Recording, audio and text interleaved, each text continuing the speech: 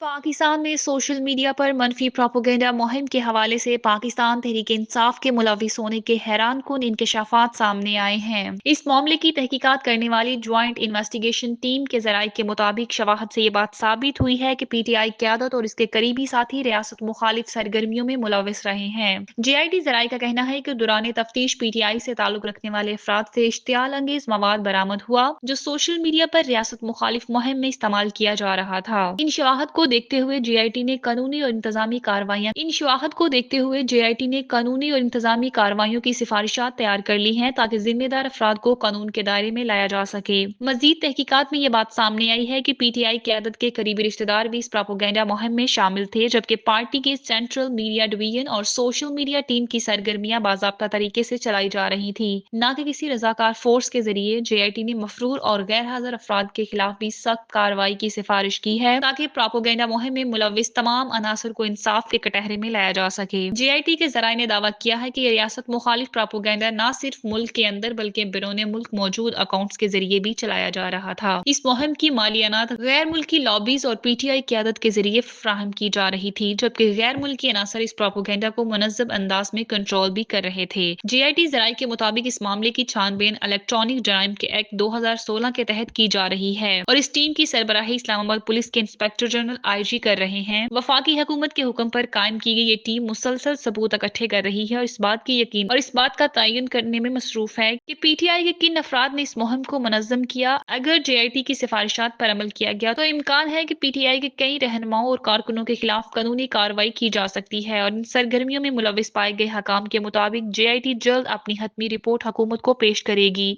जिसके बाद इन अनासर के खिलाफ मजीद इकदाम किए जाएंगे।